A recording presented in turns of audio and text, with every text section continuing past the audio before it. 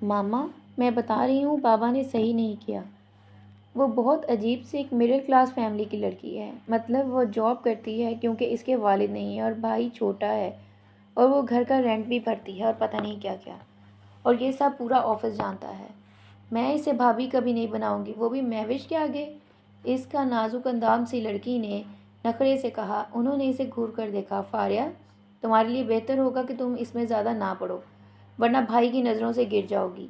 یہ تم بھی بہت اچھی طرح جانتی ہو کہ یاہیر کو کتنی پسند ہے مہوش، اور تمہارے بابا کو تو وہ لڑکی کسی حساب سے گھر بسانے والی نہیں لگتی، لیکن تمہارا رشتہ وہاں کرنے سے پہلے انہوں نے یہ وٹا سٹا والی بات نہیں رکھی تھی، جس وجہ سے ہم وہاں پر پھنس گئے ہیں۔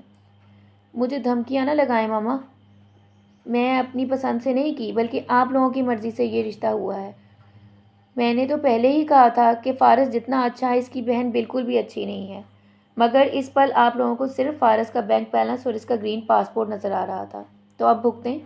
جب انہوں نے نکاح کے بعد یہ شرط رکھ دی تو میں کیا کروں؟ ارسا پیچو تاب کھا کر رہ گئی کیونکہ وہ سب کچھ جانتی تھی۔ خیریت تو ہے؟ یہ ماں بیٹی میں کس بات کی تکرار ہو رہی ہے؟ یاسر صاحب کے کمرے میں داخل ہوتے ہوئے یکدم وہ دونوں چونکی تھی۔ ارسا نے نظروں سے فاریہ کو اشارہ کیا تو وہ غصے سے منہ بنا کر وہاں سے نکل گئی۔ ارے، اس سے کیا ہوا؟ یہ کیسے بیہیو کر رہی ہے؟ ارسا نے انہیں افسوس سے دیکھا۔ اسے تو چھوڑیں یاسر، آپ کی مجھے سمجھ نہیں آئی، آپ کیسے اس طرح بیہیو کر سکتے ہیں؟ یاسر نے ذرا غصے سے دیکھا۔ مطلب کیا ہے تمہارا؟ کھل کر بات کرو۔ آپ اچھی طرح جانتے ہیں آپ نے کیا کیا ہے۔ آپ نے کیسے یاہیر کو اس لڑکی سے شادی کرنے کی اجازت دے دی؟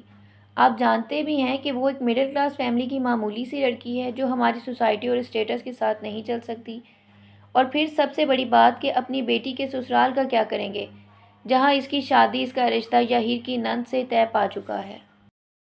بس کرو، جذبات میں یہ مت بھولو کہ کس سے بات کر رہی ہوں۔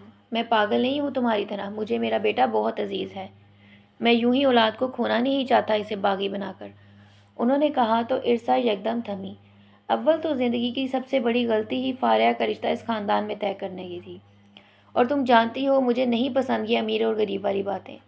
اگر میرے بیٹے نے لڑکی کو پسند کیا ہے تو مجھے یقین ہے کہ وہ بہت اچھی ہوگی۔ میں یاہیر کو ہم سے دور نہیں کرنا چاہتا، وہ زور اور زبردستی سے شادی تو کر لے گا مگر نبھائے گا نہیں، یا پھر کچھ ایسا کرے گا جو ہمارے لیے نقصان کا باعث ہوگا۔ ارسا نے پریشانی سے نفی میں سر ہلایا۔ لیکن اس کا یہ مطلب تو نہیں کہ ہم اس لڑکی کو اٹھا کر گھر لے آئیں۔ یاسر نے اسے گھورا۔ وہاں جانے کا مطلب ہرگز یہ نہیں کہ میں شادی کروا رہا ہوں، میں بس یہ جاننا چاہتا ہوں کہ وہ ماں باپ بہن بھائی سے بدگمان نہ ہو۔